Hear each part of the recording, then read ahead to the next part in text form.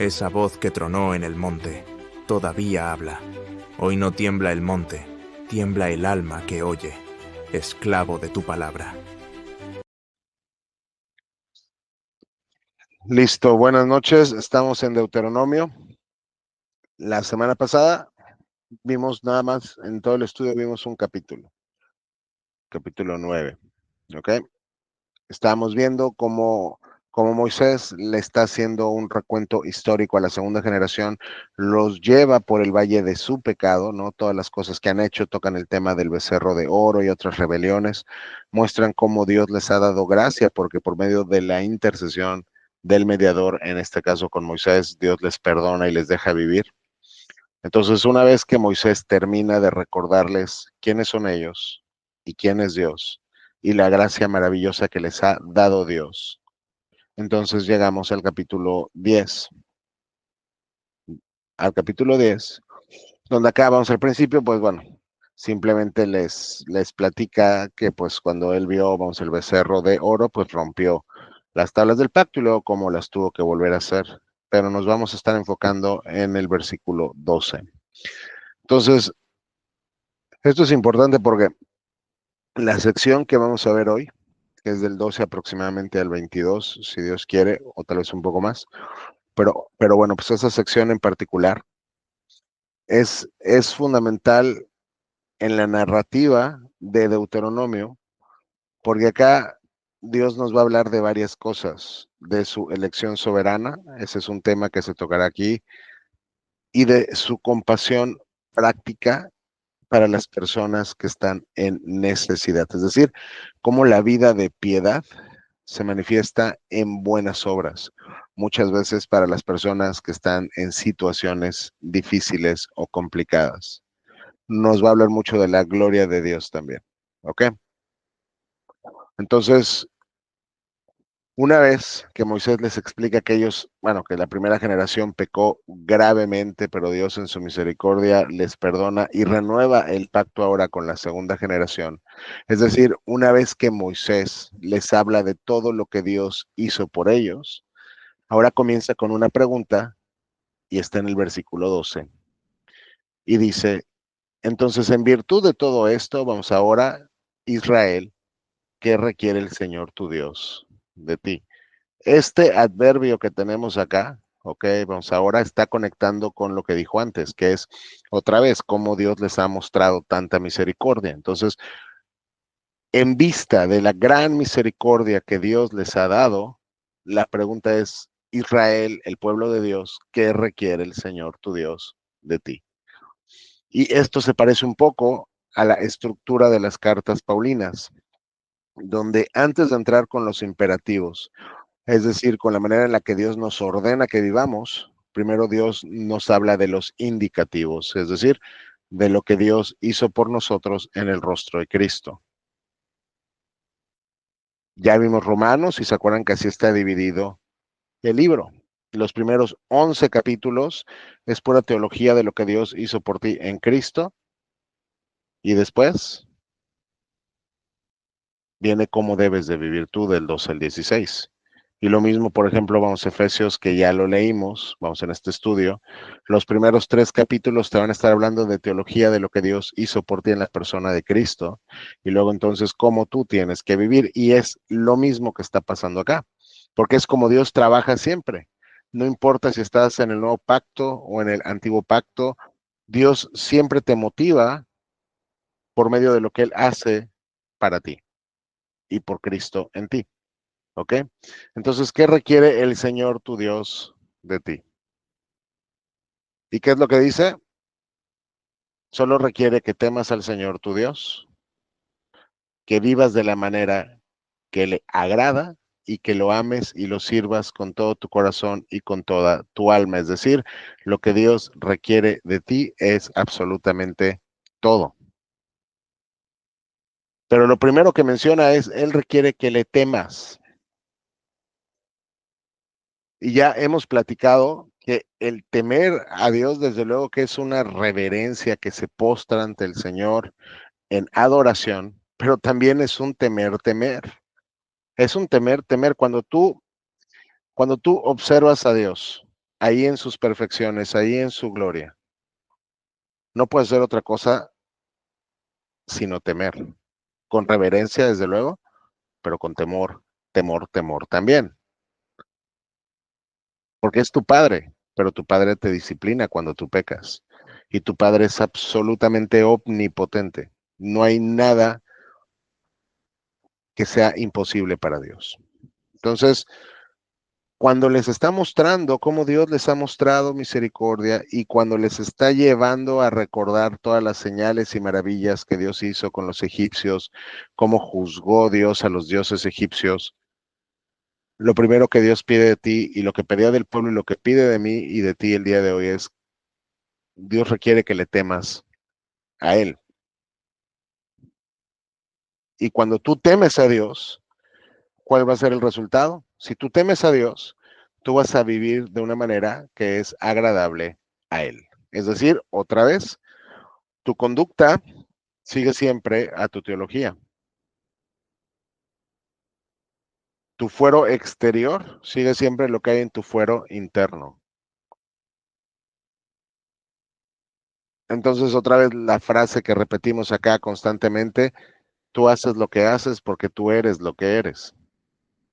Entonces, muchas veces para darte cuenta qué es lo que eres, simplemente tienes que ver lo que haces.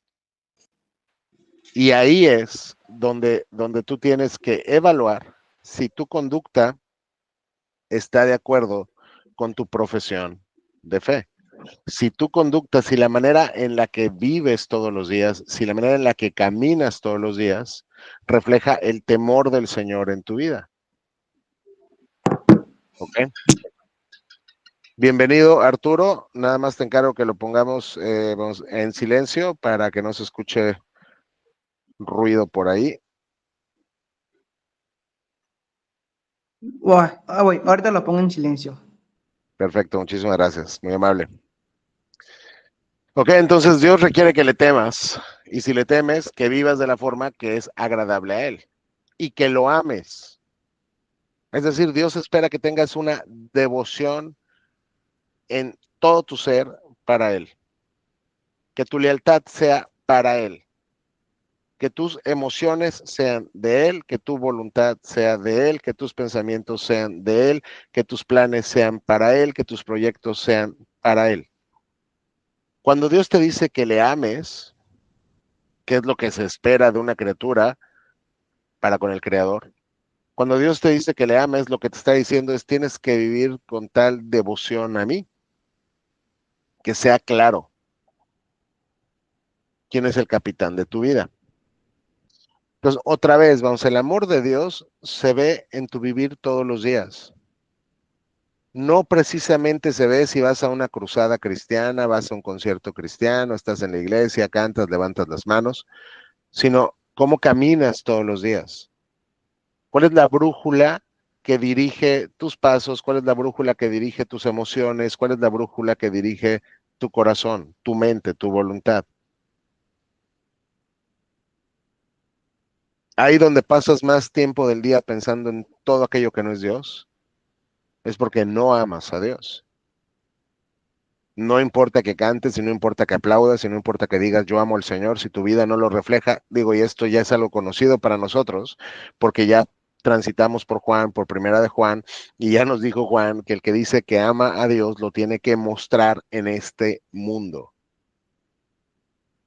Entonces, cuando tú tienes esta devoción tan absoluta y tan enfocada en Dios, ¿qué va a pasar? Lo vas a servir con todo tu corazón y con toda tu alma. Vas a tener una integridad y una entrega total a Dios. Esto nada tiene que ver con impecabilidad.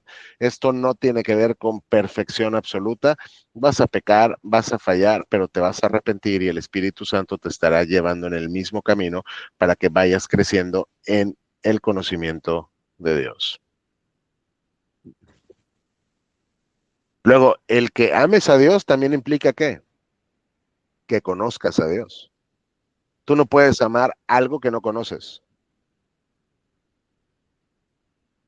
Entonces, para que tú ames a Dios, tienes que conocer a Dios y para que tú ames a Dios, entonces tienes que ejercitar tu mente en el estudio profundo de Dios y de su palabra. Entonces, como se dan cuenta, una vez que que Moisés le recuerda al pueblo judío lo que Dios hizo por ellos, dice, entonces en consecuencia, ahora tú debes vivir de esta forma. Y es totalmente consecuente con lo que aprendemos en el Nuevo Testamento. Teme al Señor, vive de una manera que sea agradable a Él, con una devoción absoluta a Él y una integridad y un servicio completo a Él. ¿Y cómo se ve una persona que vive así? ¿Cómo se ve una persona que vive vendida para Dios? Debes obedecer siempre los mandatos y los decretos del Señor que te entregó hoy para tu propio bien. Entonces, otra vez, ya vimos que no es exclusivo de Juan. La Biblia una y otra vez te dice que el corazón se demuestra por la conducta. Si tú eres una persona que estás viviendo de esta forma, lo vas a demostrar por medio de tu obediencia. Y noten que los mandatos que Dios nos entrega, al final son para nuestro bien, aunque a nosotros no nos parezca que son para nuestro bien. Eso es absolutamente irrelevante, porque lo que Dios dice es que estos mandatos son para tu bien, así que no importa lo que tú y yo pensemos, son para nuestro bien. O sea que no solamente Dios es rico en misericordia, sino que aparte nos guarda y nos cuida de tal manera que sus mandatos buscan nuestro bien, no solo su gloria, que desde luego es lo primero, o sea, y los mandatos y la ley de Dios es el reflejo de su carácter santo, pero también tienen un propósito bueno en nuestras vidas. Y ahí tú puedes pensar cuántas veces hemos desobedecido los mandatos de Dios y luego pensar si yo hubiera vivido diferente, yo me habría ahorrado muchos problemas. ¿Por qué? Porque los mandatos de Dios son para tu bien. Entonces, lo primero que Dios espera de ti, ¿qué es? Que le temas, como vivas, que le ames y que le sirvas. O sea, Dios lo que te está pidiendo es lo que se esperaría otra vez de una criatura para con su creador. O sea, que no te está pidiendo algo irracional ni te está pidiendo algo exagerado. Lo que Dios está demandando de ti es simplemente una piedad que brota de la fe, una piedad práctica que que brota, perdón, de la fe verdadera. Y otra vez, si lo quieres parafrasear, lo que Dios me está pidiendo es una vida que le ame y se traduzca en obediencia. ¿Hasta aquí tienen alguna pregunta? Estos son los versículos 12 y 13. No. No. Luego, No, vecino, hasta ahorita todo bien. perfecto, Arturo, vamos a continuar entonces. Mira los cielos más altos y la tierra y todo lo que hay en ella pertenecen al Señor tu Dios. Lo que está diciendo aquí Moisés es los cielos, la tierra, y cuando dice el cielo o los cielos es el universo entero. Los cielos más altos, o sea, el cielo por encima del cielo que tú ves y el cielo por encima de ese cielo. Todos los cielos, todo el universo, los mares, los abismos, la tierra, todo, absolutamente todo lo que hay en existencia, tiene un dueño y ese dueño es el Señor. Y esto desde luego también te implica y también te incluye a ti. Tú eres de Dios. Sea que lo reconozcas, sea que beses sus pies, o sea que no lo hagas, tú le perteneces a Dios. Y yo sé que a veces que no, o sea, que hay veces que no pensamos en realidad mucho en esto, pero todo lo que eres tú es de Dios. Todo lo que Dios te ha dado es de Él. Todo lo que tú tienes es de Dios.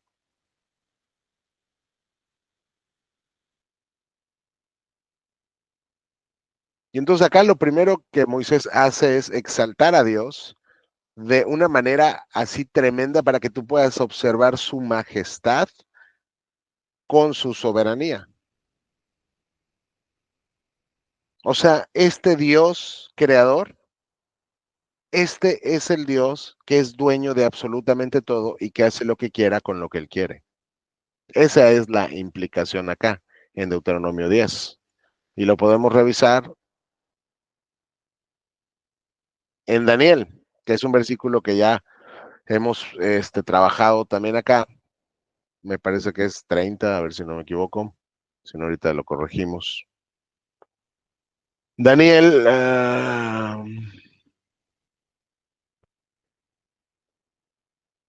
aquí, es 34, perdón.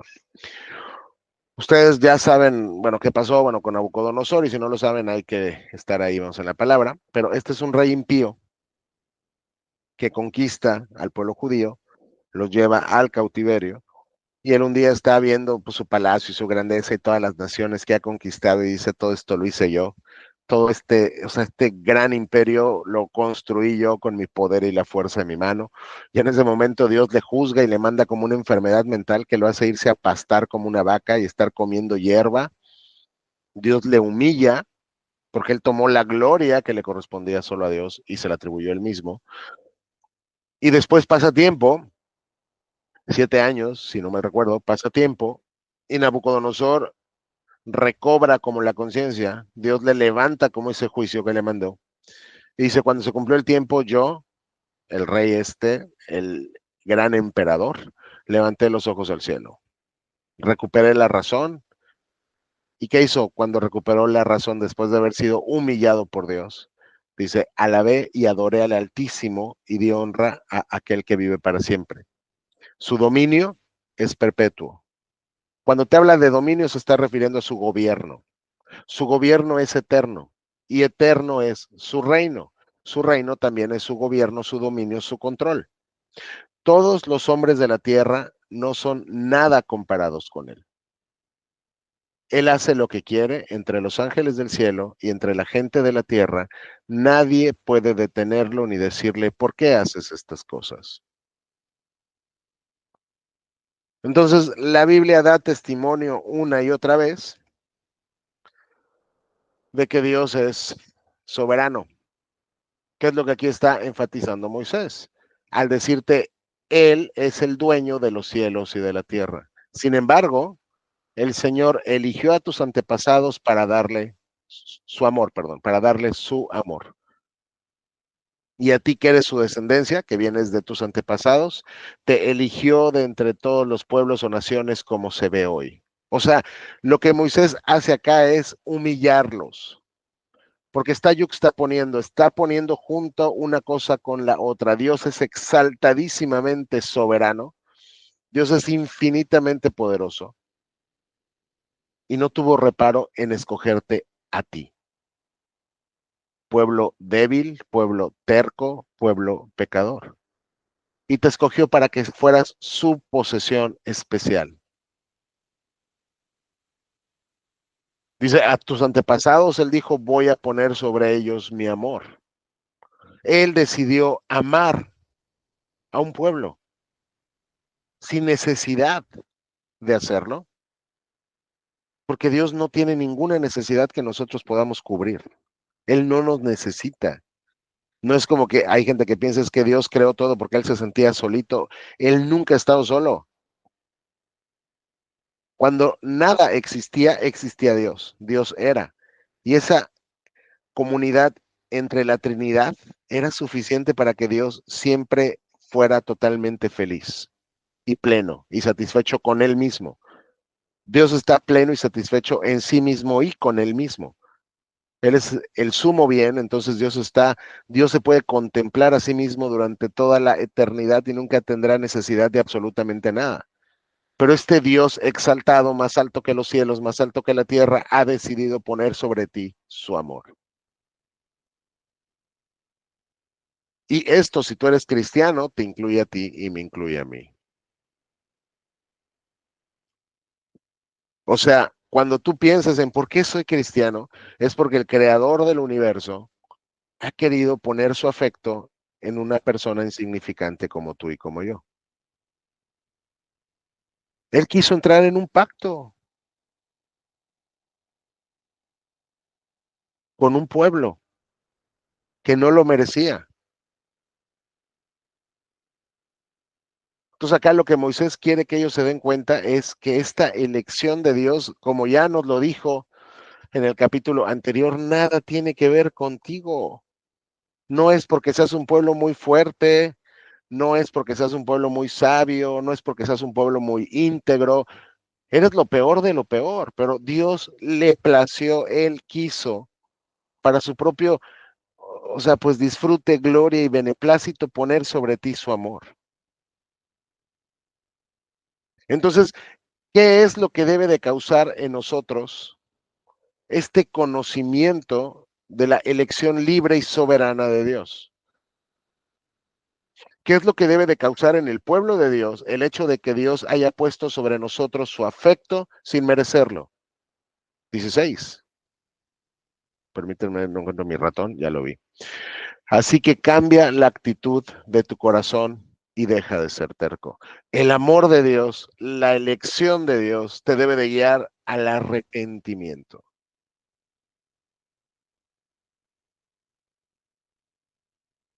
Si tú celebras que Dios te ama, ese amor de Dios tiene la función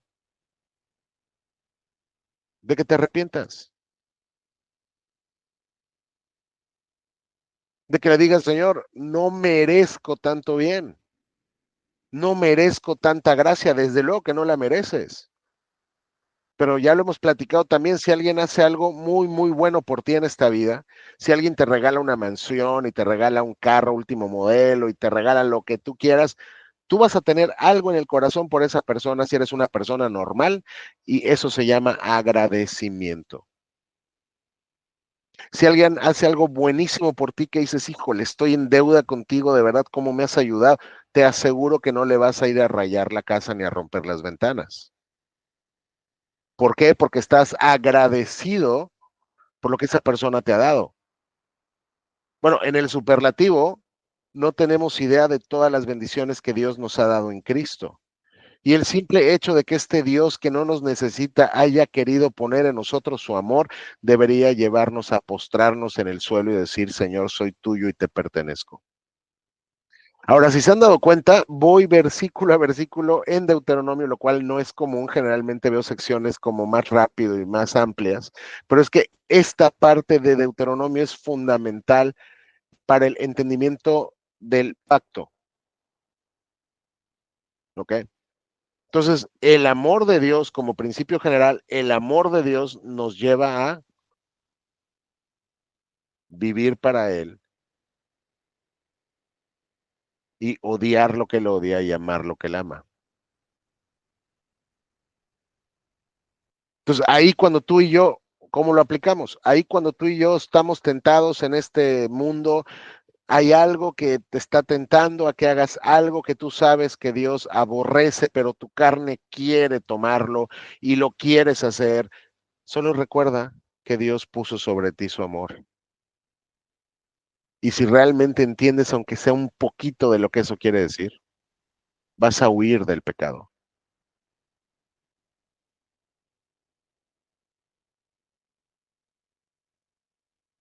¿Por qué el pueblo judío entonces, por qué el pueblo de Israel entonces, una vez que Moisés les está explicando todo esto, oye, él puso sobre ti su amor, deja de ser terco, arrepiéntete, ¿por qué nunca lo hicieron?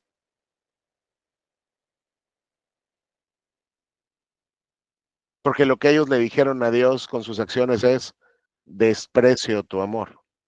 En realidad no me parece tan importante tu amor. No me parece tan relevante el que tú te hayas fijado en mí. Básicamente no te debo nada. Y suena muy feo, pero eso es lo que nosotros le decimos a Dios cuando de manera deliberada determinamos pecar.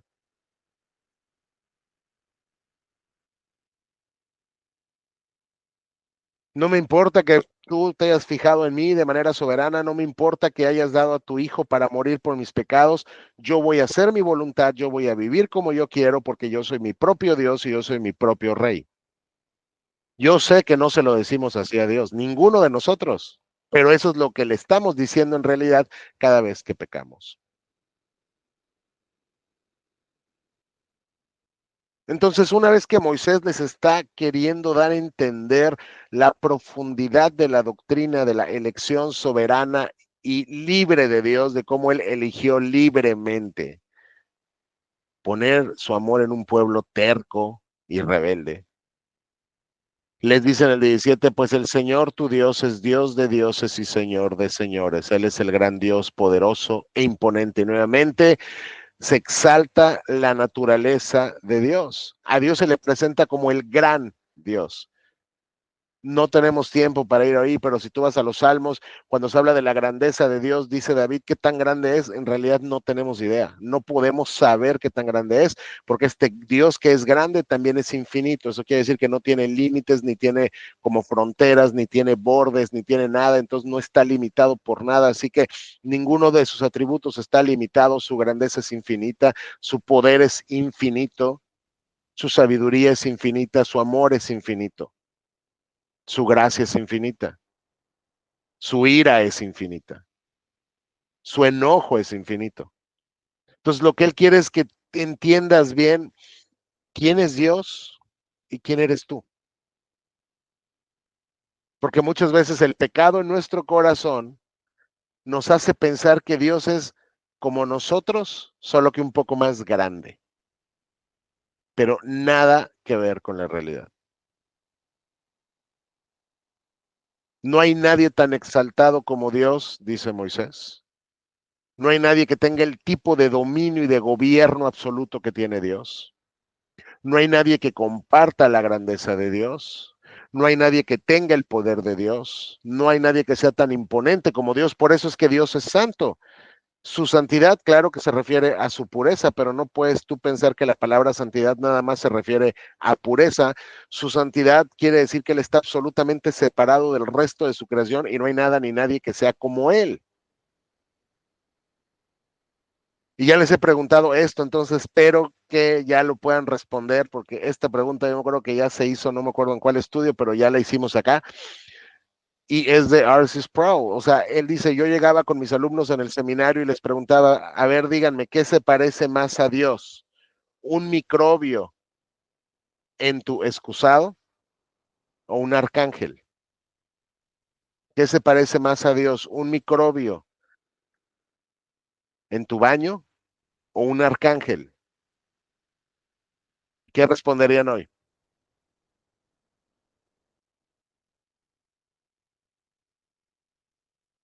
¿Qué responderían? No es pregunta para que reflexionen, sino para que le respondan. ¿Qué responderían? No es ¿Cuál? retórica. ¿Qué pregunta era? ¿Qué se parece más a Dios? Si tú tuvieras que comparar a Dios con algo, ¿qué se parece a Dios? ¿Un arcángel o un microbio en tu baño? Creo que ya habías preguntado una vez que absolutamente nada.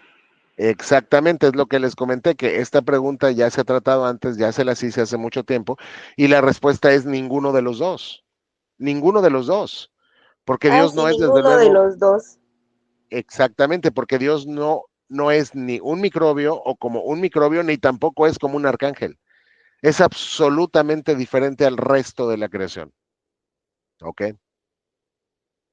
Entonces, una vez que Dios les llama a vivir bajo su señorío, porque aquí está exaltándose, ¿para qué? Para que tú entiendas que Él está encima de ti.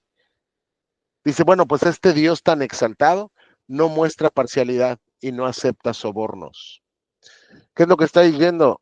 Este Dios tan exaltado te fija la manera en la cual te tienes que conducir. Que no quedamos que lo que Dios requiere de ti es que vivas de una manera que le sea agradable. Eso lo vimos acá en el versículo de 12, me parece. Sí. Que vivas de una manera que le sea agradable. Oye, ¿y cómo es una vida que es, digamos, agradable a Dios? Bueno, ¿qué te parece esto? Dios te fija cuál es el estándar y es no muestra parcialidad y no acepta sobornos. Aquí el tema es en juicio. Es muy común incluso el día de hoy en nuestro país y en todos los países del mundo porque la corrupción es inherente al ser humano, porque la corrupción está en el corazón y no en el sistema judicial. Que la gente acepte sobornos, que la justicia se venda. Dios odia y aborrece esto. Él es infinitamente justo. Y como un Dios infinitamente justo, Él demanda que tú seas justo también. Entonces, una vez que Dios te lleva a pensar en cómo Él te elige gratuitamente y puso su amor sobre ti, y esa es la motivación que necesitas para arrepentirte y amarle y servirle, dice entonces refleja que eres mi pueblo viviendo de esta manera. ¿Cómo? Con integridad.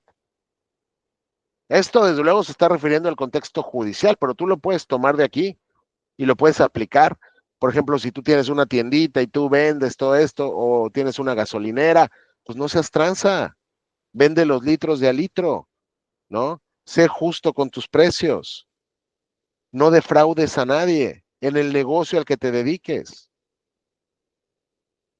porque este Dios exaltado te ordena que vivas de esta manera cuando Él te muestra el estándar. Es decir, tu teología, si es que lo has entendido bien, se va a reflejar en tu práctica diaria. Este Dios tan exaltado se asegura que los huérfanos y las viudas reciban justicia. Vamos, acá está conectándolo con la frase anterior de los sobornos. Cuando llega un rico, digamos, al tribunal y tiene un asunto ahí con una viuda, a lo mejor y le quiere quitar una tierra y es injusticia, pero él compra al juez para que falle a su favor. O sea, es lo que Dios está aquí diciendo. ¿Por qué? Porque es lo que el pueblo estaba haciendo. Dios no les está dando como teología abstracta para que quede ahí en la mente. No, Él está corrigiendo lo que el pueblo estaba haciendo.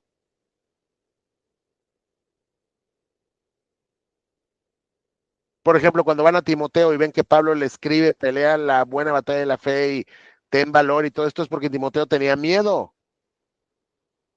Timoteo tenía miedo de predicar a Cristo. En cierto momento de su vida, Timoteo tenía miedo y Pablo le escribe. O sea, cuando la Biblia está corrigiendo algo, no es un error, digamos, vamos, abstracto, nada más como que no está sucediendo, sino está pasando. El pueblo del pacto con Dios estaba tomando sobornos y defraudando a huérfanos y viudas. Y aparte de todo, ¿qué característica tienen hoy los huérfanos y las viudas? Que son personas indefensas. Hoy son mucho más fuertes que lo que eran en este tiempo. Los huérfanos y las viudas en este tiempo estaban condenadas a morir porque no tenían nadie que viera por ellos. Pero ¿sabes quién sí veía por ellos? Dios. Entonces tú lo puedes tomar hoy para tu propia vida. Cuidado que un día te metas con alguien huérfano o con alguien viudo. Cuidado que te aproveches de alguien en estado de indefensión. Cuidado que saques como que provecho de una relación donde tú estás como muy, vamos, encima de las personas con las que tratas. Porque estos son grupos vulnerables y esto no se trata de justicia social, esto se trata del evangelio, esto se trata de una vida de piedad. Dios se preocupa por las necesidades de la gente, aún de los impíos. Por algo comen y por algo tienen lluvia y por algo sale el sol también para los que no bendicen a Jesucristo. Entonces, Dios tiene un corazón para los huérfanos y las viudas. Dios tiene un corazón para los necesitados. Dios tiene un corazón para los que están en estado de indefensión. No solamente los huérfanos y las viudas, porque Dios les manda justicia, sino le demuestra este mismo Dios entronizado, le demuestra mucho amor, gran amor a los extranjeros que viven en medio de ti, les da ropa y alimentos. Los extranjeros también por definición pues están lejos de su ciudad, lejos de su familia, lejos de quien los pueda ayudar, están en territorio desconocido donde todo es desconocido, la gente es desconocida, están a merced de la gente porque pueden hacer con ellos lo que quieran.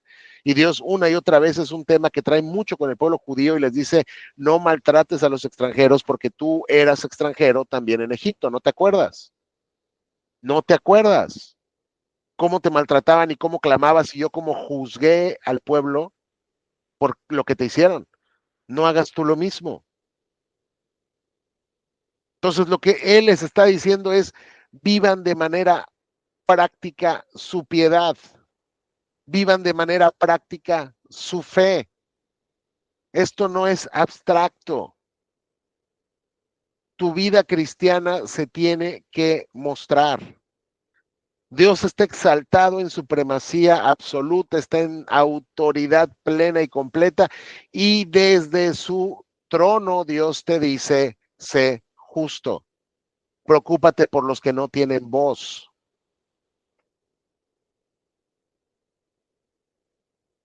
La vida cristiana también consiste en ética y en ver por el desamparado. Y sobre todo acá también, desde una perspectiva hermenéutica, cuando Dios se está refiriendo continuamente a los extranjeros, lo que está, digamos, haciendo con el pueblo judío es que entiendan que los gentiles también van a ser parte del pueblo del pacto. ¿Ok? Entonces Dios le muestra mucho amor a los extranjeros que viven en medio de ti, les da ropa y comida. Así que tú también tienes que demostrar que cuidado, cariño, amor, protección a los extranjeros, porque tú mismo una vez fuiste extranjero en la tierra de Egipto. Vamos a poner un ejemplo. Vamos a poner un ejemplo del día de hoy, real. Sé que no estamos en Estados Unidos, pero es lo mismo en México.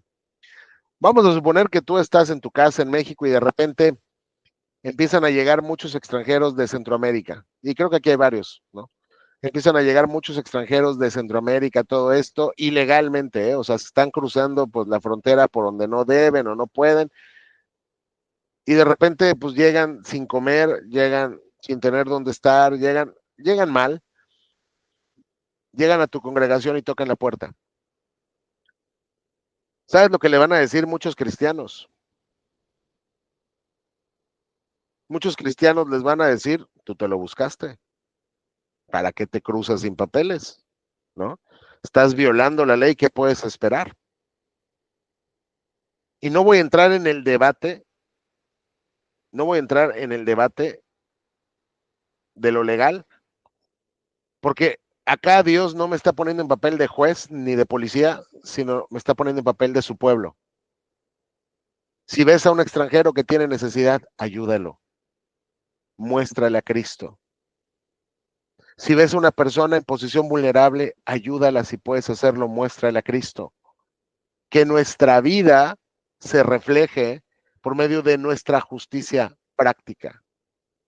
Y Dios les recuerda, ustedes mismos fueron extranjeros en Egipto. Tienes que temer al Señor tu Dios. Otra vez nos repite, teme a Dios, teme a Dios. Y cuando temes a Dios, ¿qué vas a hacer? Tienes que temer al Señor tu Dios y cuando hagas juramentos, que sean solo en su nombre.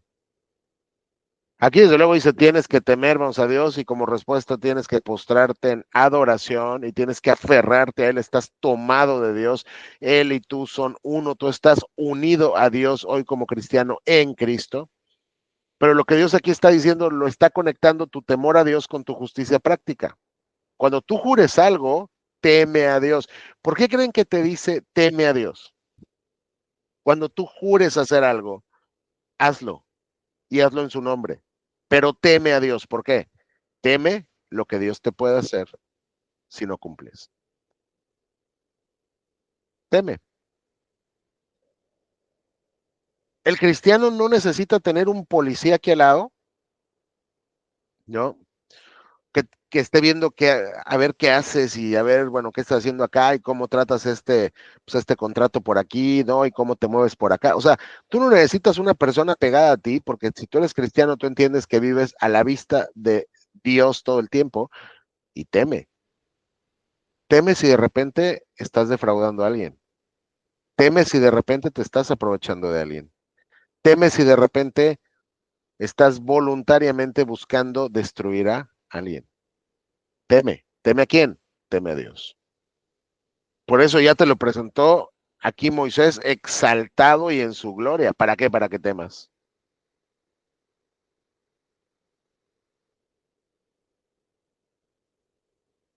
O sea, lo que Moisés quiere que entiendas es Dios es capaz de destruirte o sea, con solo desearlo, pues. La voluntad de Dios se hace siempre y no hay nadie que la pueda detener. No hay nadie que la pueda frustrar.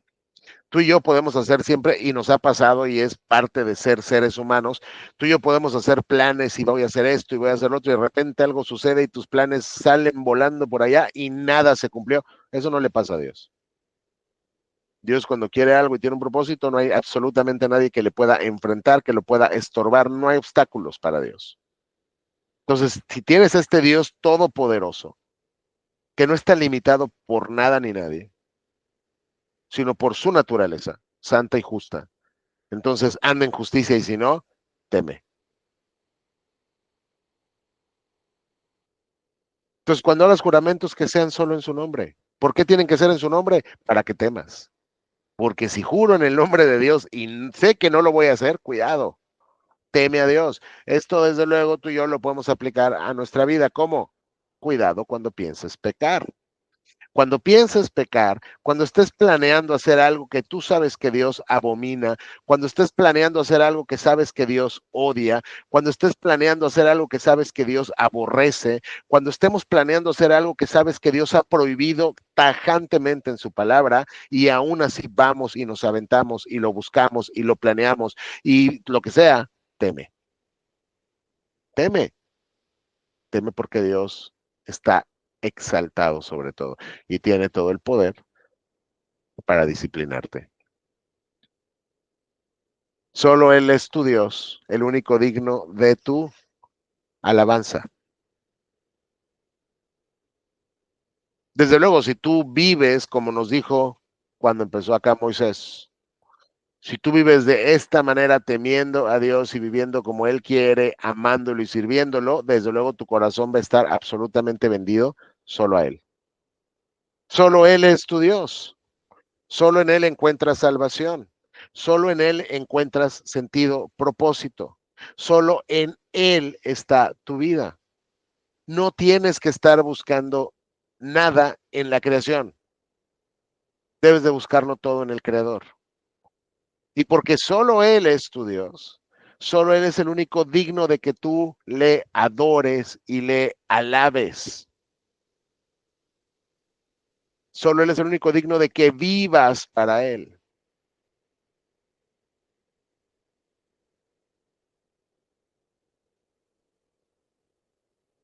Pero muchas veces nosotros, por nuestro corazón perverso, lo que hacemos es entregarnos de lleno a nuestros ídolos, esperando de manera ilusa que nuestros ídolos van a satisfacer las necesidades de nuestro corazón. Y tus ídolos pueden ser todo y pueden ser incluso cosas buenas como lo hemos visto acá. Puede ser el matrimonio, puede ser un buen trabajo, puede ser cualquier cosa que no sea Dios.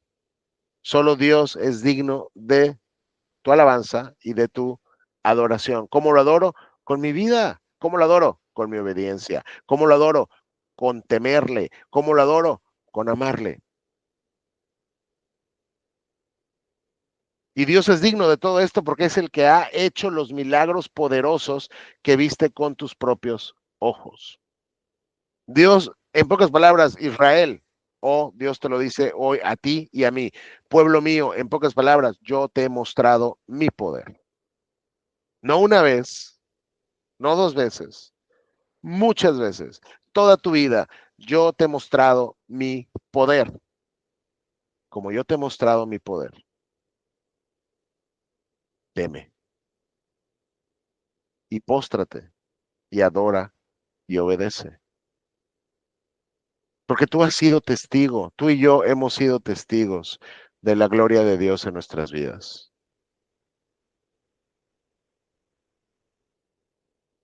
Si ahí tú has cambiado un poco desde que eres cristiano, ese es un milagro de Dios. Porque como dicen varios teólogos, se requiere más poder para transformar el corazón de un hombre pecador que para crear todo de la nada. Dios te ha mostrado su poder. Dios te ha mostrado su gloria. La pregunta entonces es,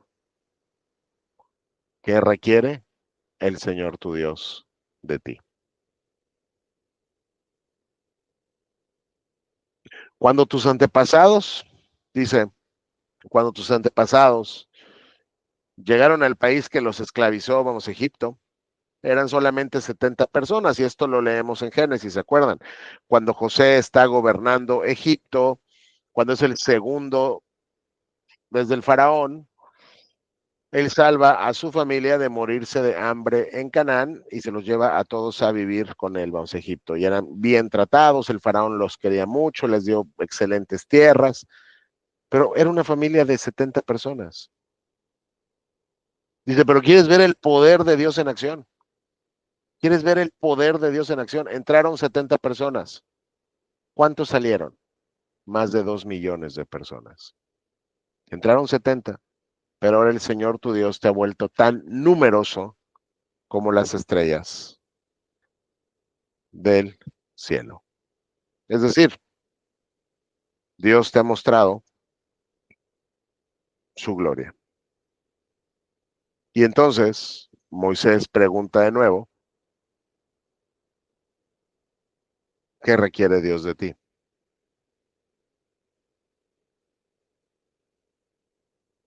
Y vamos a cerrar con un versículo aquí, la verdad, sí me van a ayudar a buscarlo porque no me acuerdo exactamente dónde está. No sé si tendrá capítulo 6. Vamos a ver. Eh,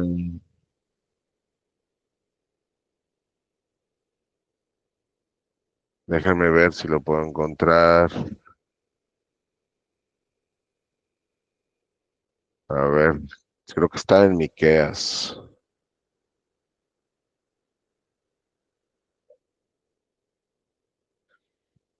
Era Miqueas 6. Ah, aquí está. Perfecto, sí. Exacto. Es Miqueas 6. Acá Miqueas está regañando. Bueno, usted es un profeta. Está regañando al pueblo. Y básicamente bueno, pues le está preguntando. Esto es pura retórica. A ver, ¿qué es lo que Dios quiere? Tenemos que presentarle tantas ofrendas, miles de carneros, ríos con aceite de oliva, tenemos que sacrificar a nuestros hijos mayores para pagar nuestros pecados. O sea, está como que en hipérbole, como de manera hiperbólica, exagerando lo que Dios pudiera pedir. Pero dice, no, oh pueblo, el Señor te ha dicho lo que es bueno y lo que Él exige de ti. Te voy a decir lo que Dios demanda de ti. No está demandando kilos y kilos de carne para el sacrificio. No está demandando ríos de aceite para la ofrenda. ¿Sabes lo que Dios requiere de ti? Y esto lo requiere de ti y lo requiere de mí. Que hagas lo que es correcto, que ames la compasión y que camines humildemente con tu Dios. Y como lo dice la Reina Valera, es el 6.8 para que no se nos vaya la referencia. Un momento, no cambia la Reina Valera.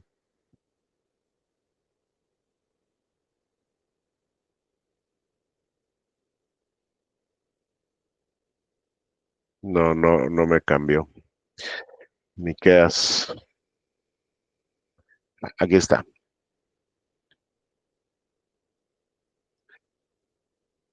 Aquí está el versículo 8. Oh hombre, Él te declara lo que es bueno y que pide Jehová de ti. Solamente hacer justicia y amar misericordia y humillarte ante tu Dios. Entonces, como nos damos cuenta, esta sección tan pequeñita de Deuteronomio es tremendamente importante porque le está poniendo al pueblo el fundamento, ¿ok? Bajo el cual, vamos, ellos se tienen que parar para vivir en el pacto. Es decir, si lo resumimos así de manera muy concreta es, Dios está exaltado sobre todo. Él quiso poner su amor en ti y nada más por eso tú le debes la vida. Así que vive de la manera que a Él le agrada. Y otra vez, repetimos lo que hemos repetido todo el tiempo acá. A Dios le importa tu corazón, pero tu corazón se demuestra en tu conducta. Tu conducta va a gritar quién eres. Tu conducta demostrará y vindicará que eres un verdadero cristiano, o tu conducta dirá que eres un impío. Porque, y ya con esto termino, el día del juicio, lo que se va a juzgar, aquí ustedes pueden ver, vamos al contexto, dice, viene Cristo en su gloria por sus ángeles, se va a sentar sobre su trono, van a traer a todas las naciones delante de él, va a separar a la gente, van a decir, aquí están las ovejas y aquí están las cabras, a la derecha van las ovejas y a la izquierda van las cabras, y les va a decir entonces a las ovejas, vengan ustedes benditos de mi Padre y hereden el reino preparado para ustedes desde la creación del mundo. Pero vamos a ver cómo va a ser el juicio. Si tú alguna vez te preguntabas cómo va a ser el juicio final, aquí hay una como un trailer, ¿no? De cómo va a ser al final esta película. Pues tuve hambre y me alimentaron. Tuve sed y me dieron de beber. Fui extranjero y me invitaron a su hogar. Estuve desnudo y me dieron ropa. Estuve enfermo y me cuidaron. Estuve en prisión y me visitaron. ¿Qué es lo que Cristo está juzgando aquí? Obras. ¿Las salvaciones por obras? No, jamás en la vida te vas a poder salvar por obras. Lo hemos leído desde Génesis. Pero ¿sabes qué? También lo hemos leído, tus obras evidencian si tu fe es verdadera o no. Entonces, ustedes vivieron de esta manera, están mostrando que su fe es verdadera, vengan benditos de mi Padre. Pero a los que estaban con las cabras les va a decir, fuera de aquí ustedes los malditos al fuego eterno, preparado para el diablo y sus demonios. ¿Por qué? ¿Por qué fuera de aquí? Pues tuve hambre y no me alimentaron, tuve sed y no me dieron de beber, fui extranjero y no me invitaron a su hogar, estuve desnudo y no me dieron ropa, estuve enfermo y en prisión y no me visitaron. Dios va a juzgar tus obras, porque tus obras tienen que denunciar tu fe. Entonces, nada más nunca te equivoques con eso. Sí, claro, la salvación es por fe. Y creyó el patriarca y le fue contado por justicia, pero esa fe será real siempre y cuando se traduzca en obras. ¿Y cuáles son las buenas obras que Dios quiere que hagas? Las que Dios ponga en tu camino. Si de repente te enteras y Dios soberanamente y providencialmente trae a tu conocimiento que alguien tiene una necesidad que tú puedes suplir y no la suples, te es pecado. Si Dios te permite enterarte de alguien o algo que tiene una necesidad y tú puedes ayudar y no lo ayudas, es pecado. Recuerda, vete a Mateo 25. Ese es el juicio final. Tuve hambre y me dieron de comer. Tuve sed y me dieron de beber. La vida cristiana se demuestra por medio de una piedad práctica. No es todo abstracto. La fe obra. La fe verdadera vive y muestra su veracidad por medio de las buenas obras. Y hasta aquí nos vamos a quedar el día de hoy. Fue un fragmento muy, muy pequeño. Como les digo, generalmente pues vemos una sección como más larga los jueves, pero era necesario que lo viéramos como con más detenimiento. Entonces aquí nos vamos a quedar. No sé si alguien tiene alguna pregunta, duda, comentario. No. No. Todo bien. Ok, perfecto. Entonces nos quedamos en el capítulo 11. No hay preguntas, dudas ni nada. Voy a terminar con la grabación. Un momento, por favor.